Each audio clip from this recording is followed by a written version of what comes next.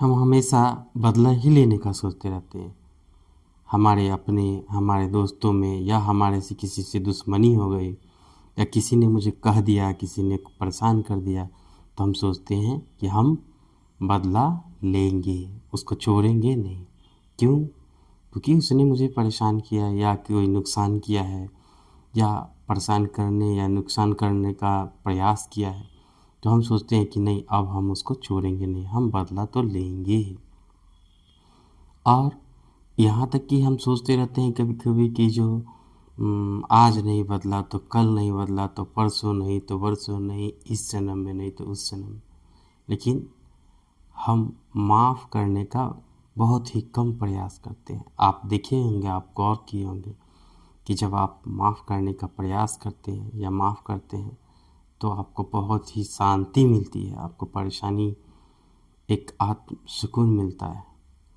तो हमें माफ़ भी करना चाहिए, किसी चीज़ को छोड़ देना चाहिए। इससे आप भी सुकून में होंगे और वो भी सुकून में हो सकता है।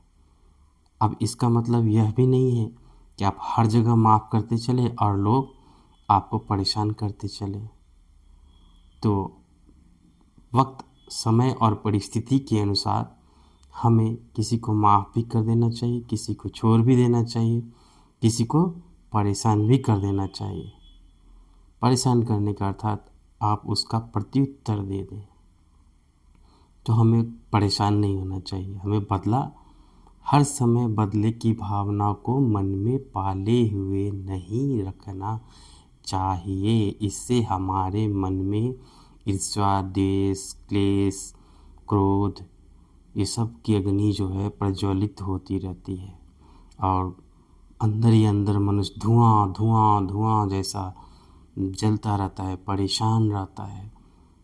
उसके चेहरे पर विकार, मन में विकार, कार्यों में मुश्किल, परेशानी सब आते रहता है। तो हमें कभी, क्योंकि हमें जनरली बदले की बात तो छोटी छोटी चीज़ों पर ही आता है, छोटी छोटी बातों में ही आता है, बड़ी बातों पे तो आता नहीं है।